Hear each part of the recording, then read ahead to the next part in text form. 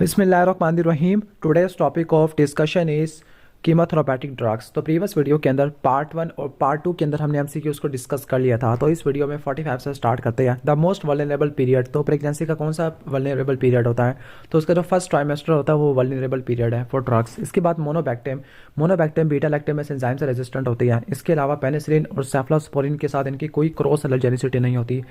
Pancreatitis डाइडाइनोसिन की वजह से होता है। इसके बाद कौन सी ड्रग क्लोरोक्विन रेजिस्टेंट मलेरिया के लिए इस्तेमाल नहीं हो सकती? अब यहाँ पर जो ऑप्शन बेस्ट लिखा हुआ है वो हेलोफेंट्रिन है, लेकिन बुक के अंदर जो हेलोफेंट्रिन होती है ये कहती है कि ये क्लोरोक्विन रेजिस्टेंट फाल्सिपारम के लिए इस्तेमाल होती है। तो यहाँ पर जो प्राइमाक्विन है ये हम कह सकते हैं, क्योंकि बाकी सब तो यूज़ होती है किसी न किसी स्टेज के ऊपर, तो उसको ठीक कर लेना। आगे भी चौथा following agent would be useful in the treatment of MRSA. तो मर्सा का के लिए मैंने एक निमोनिक आपको पहले बताया था। ओके तो वो निमोनिक था जिसके अंदर VLDC यानी VLC बताया था और DT बताया था। अब वो वाली वीडियो देख लेना, शॉर्ट्स वीडियो मैंने अपलोड की हुई है। तो वैनकोमाइसिन होती है मर्सा के लिए। ओके, वैनकोमाइसिन मर्सा के अलावा और किन किन को ट्रीट करने के लिए इस्तेमाल होती है? तो जो वैनकोमाइसिन है बैक्टीरियासाइडल ग्लाइकोप्रोटीन होती है, मर्सा के लिए इस्तेमाल होती है। इसके अलावा सेफ्ट्राक्सोन के साथ मिला के देते हैं for the treatment of PRSP, और ये कोलेस्ट्रीडियम डेफिसिल के लिए भी बैकअप ड्रग के तौर पर इस्तेमाल होती है। लेकिन इसकी टॉक्सिसिटी के अंदर फ्लेबाइटिस है, ऑटोटॉक्सिटी है, नेफ्रोटॉक्सिटी है और रेड बैन सिंड्रोम है। नेक्स्ट क्वेश्चन है वेजाइनाइटिस है कैंडिडा की वजह से। तो उसने भी एंटीबायोटिक का कोर्स कंप्लीट किया था। तो कौन सी एंटीबायोटिक होती है जो कैंडिडियासिस करवा देती है?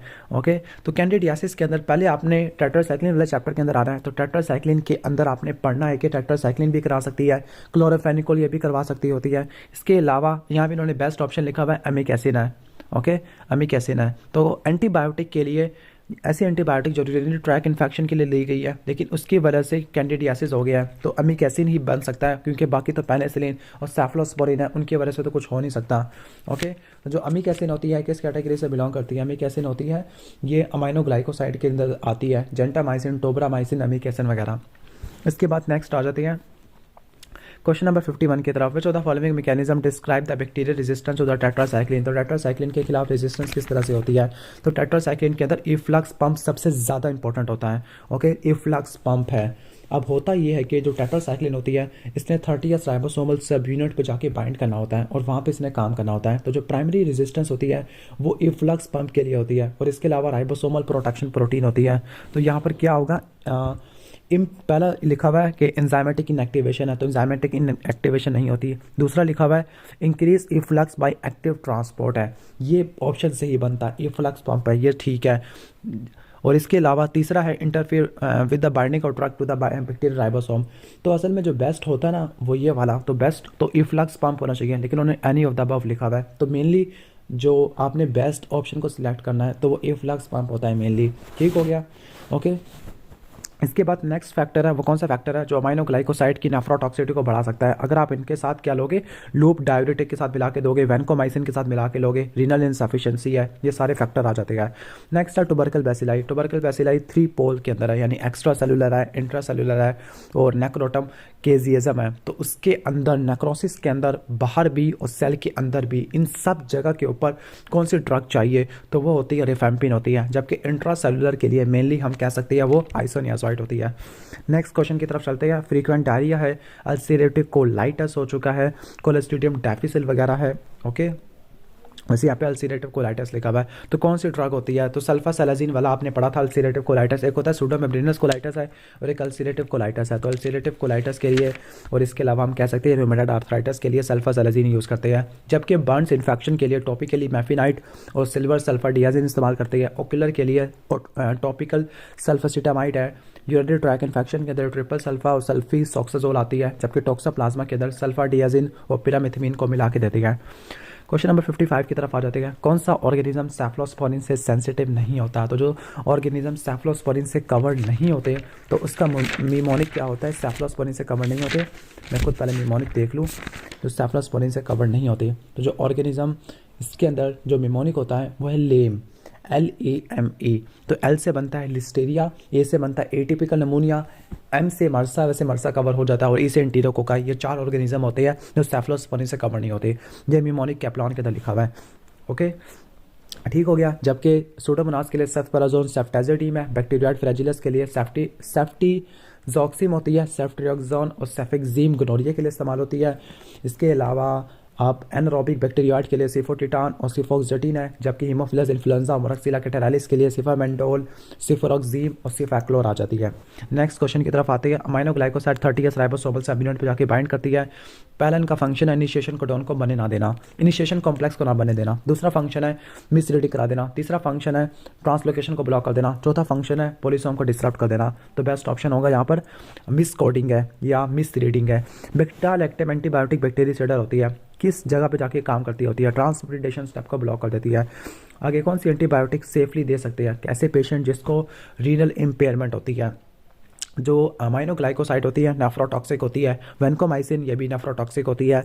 आगे जो डॉक्सीसाइक्लिन होती है, इसकी किडनी के अंदर ऐसा कोई मेटाबॉलिज्म नहीं होना होता, ये टेट्रासाइक्लिन है। ओके, जो टेट्रासाइक्लिन होती है इनकी एब्जॉर्प्शन वेरिएबल होती है, स्पेसिफिकली ओल्डर ड्रग के लिए, और जो इनकी एब्जॉर्प्शन होती है फूड से मिनिमाइज हो सकती है। ठीक हो गया।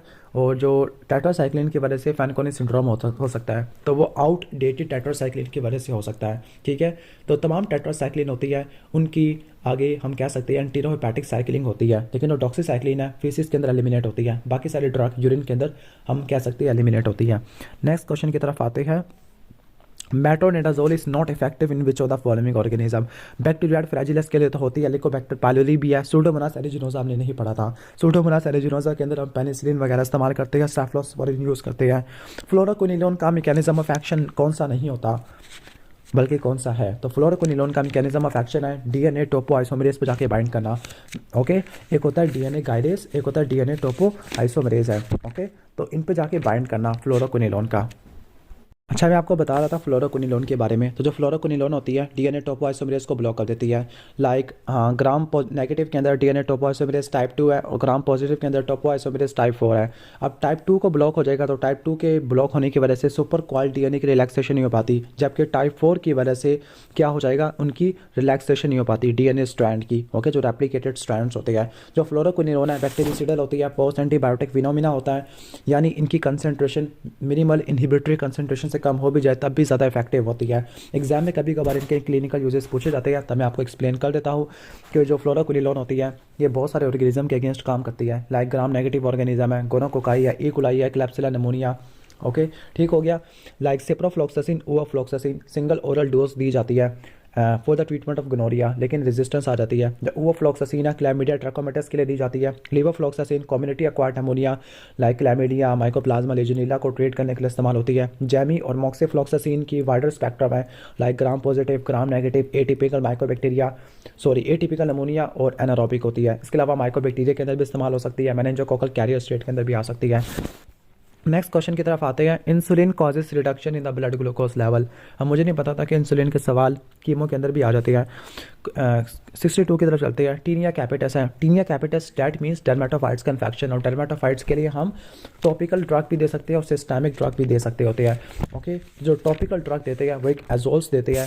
ओके, एजोल कौन सी अप्लाई करते हैं? मेनली मिकोनाजोल, क्लोट्रीमेजोल और कीटाकोनाजोल। जबकि दूसरी ड्रग होती है निस्टैटिन, जो कि पॉली एंटीबायोटिक होती है कैंडिडा के लिए, और हम डर्मेटोफाइट के लिए देती है। बाकी सिस्टेमिक ड्रग के अंदर ग्रिसोफिल्विन है, टर्बिनाफिन है और एजोल आ जाती है। स्पेसिफिकली ऐसी एजोल जो वोरिकनाजोल और पोसाकोनाजोल के अलावा होती है। ठीक हो गया। ओके, तो यहाँ पे पूछा हुआ क्या है कि कोई ऐसी ड्रग दी गई है जिसने माइक्रोट्यूब्यूल के फंक्शन को मिनिमाइज कर दिया है, तो इस ड्रग का नाम होता है ग्रेसोफिल्विन।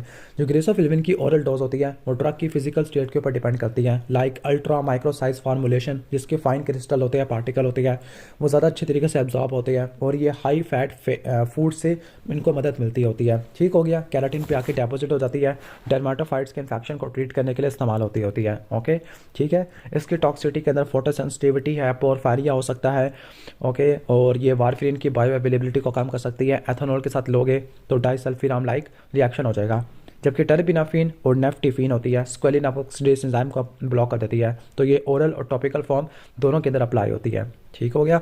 नेक्स्ट क्वेश्चन की तरफ चलते हैं हम। अच्छा, यहाँ पे पूछा हुआ क्या है, मैं अपनी कहानियाँ बताता रह गया कि टीनिया कैपिटस है, ऐसी ड्रग दी गई है जिसने माइक्रोट्यूब्यूल के फंक्शन को मिनिमाइज कर देना है, तो उसका एडवर्स इफेक्ट क्या होगा?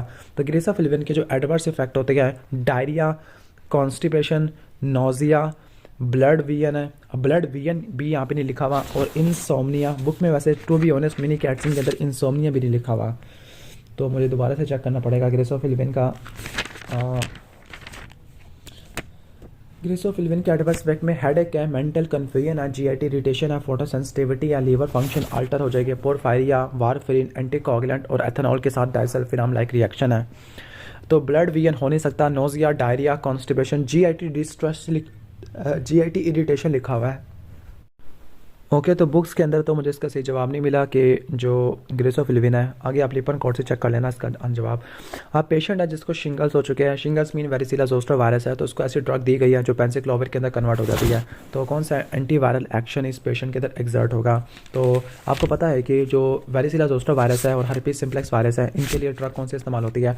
इनके लिए एसाइक्लोविर इस्तेमाल होती है, लेकिन इसके अलावा कुछ ऐसी ड्रग होती है जिसने पेंसिक्लोविर में कन्वर्ट हो जाना है। तो जो पेंसिक्लोविर के अंदर जो कन्वर्ट होती है उसका नाम है फैम्सिक्लोविर होती है। फैम्सिक्लोविर किस में कन्वर्ट हो जाती है? पेंसिक्लोविर के अंदर। लेकिन जो पेंसिक्लोविर होती है चेन की टर्मिनेशन नहीं करवाती, बल्कि ये क्या करती है, ये डीएनए पॉलीमरेज को इनहिबिट कर देती है। पहले इसकी एक्टिवेशन होगी वायरस के थायमिडिन काइनेज से, फिर ये डीएनए पॉलीमरेज को इनहिबिट कर देगी। क्वेश्चन नंबर 64 की तरफ चलते हैं। प्रेगनेंसी के अंदर हर्पीस सिम्प्लेक्स केराटोकंजक्टिवाइटिस हो सके तो कौन सी ड्रग कॉन्ट्राइंडिकेटेड होती है डिजीज़ के लिए, लेकिन वो फीटस को इतना ज़्यादा नुकसान नहीं पहुंचा सकती? तो वो होती है, बुक के अंदर एसाइक्लोविर है, बुक की स्टेटमेंट होती है। लेकिन जो एसाइक्लोविर होती है उसकी वजह से डिलीरियम, ट्रेमेंस, सीजर, हाइपोटेंशन और नेफ्रोटॉक्सिसिटी हो सकती है। एसाइक्लोविर का वैसे बोन मैरो की ग्रोथ के ऊपर ज़्यादा कोई इफेक्ट नहीं होता। इसके बाद एक्यूट ऑस्टियोमाइलाइटिस है मैथिसिलिन रेजिस्टेंट स्टाफिलोकोकाई की वजह से। तो कौन सी एंटीबायोटिक होती है? हायर डोजेस ऑफ एंटीबायोटिक डेटस मास, यानी किसने आगे ऑस्टियोमाइलाइटिस वगैरह करवा दिया है और इसके कुछ साइड इफेक्ट क्या लिखा हुआ, सवाल ही समझ नहीं आ रहा। डेट वाज मोस्ट में कॉज, अब इसका सही तरह मुझे समझ नहीं आ रहा तो इसको छोड़ देते हैं।